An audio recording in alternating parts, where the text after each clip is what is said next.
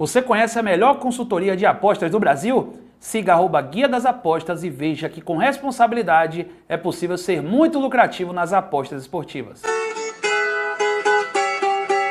Mas, gente, começando agora por Bia Jesus, falando sobre esse jogo contra o Vasco. O Bahia, ele conseguiu ir muito bem contra o Bragantino, fez um grande jogo, mas contra o Botafogo acabou decepcionando em alguns sentidos e perdeu do jeito que perdeu.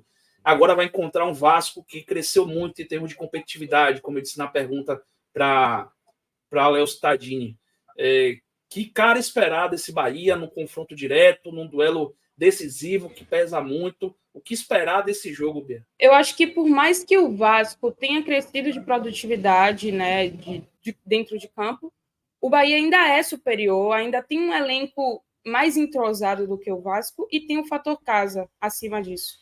Então, tem totais condições do Bahia ganhar e ganhar bem do Vasco dentro de casa, claro.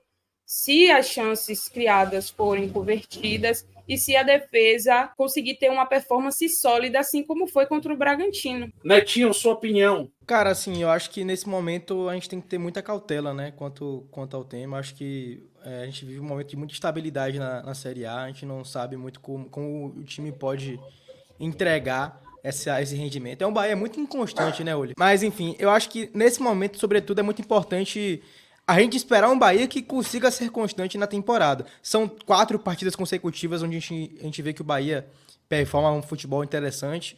São 2 triunfos contra o América, contra a equipe do Bragantino, e 2 derrotas, né, contra o Botafogo e contra a equipe do Atlético Mineiro. Então, acho que é muito importante o Bahia vencer esse jogo de domingo. Acho que a sua atuação em geral tem que ser...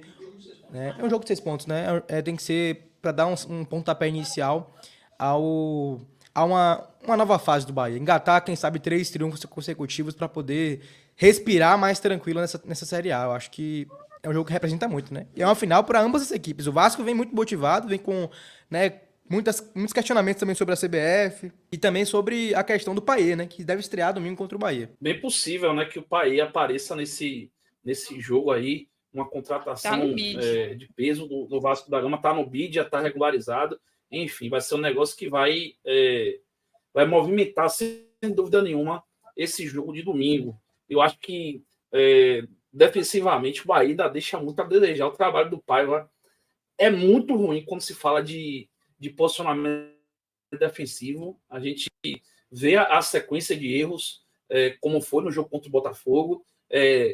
Se não fosse Marcos Felipe nas últimas partidas, também a situação teria sido pior, como foi contra o São Paulo. Contra o Bragantino, Marcos Felipe também ajudou muito. Mas, assim, mais uma vez a gente viu um time que entrega muitas situações em termos de posição, em termos de criação do adversário. É um time que ainda deve muito nesse sentido. E contra o Botafogo, mais uma vez, isso ficou explícito. Ofensivamente, eu acho que o time do Paiva tem um certo padrão ali de criação. É o time que consegue efetuar, construir as jogadas. Falta realmente um pouco de efetividade para os seus atacantes, como foi agora contra o Botafogo. Ademir de cara fez o que fez, perdeu. Mingote de cara, perdeu. Mas a gente consegue ver um lado positivo ofensivamente.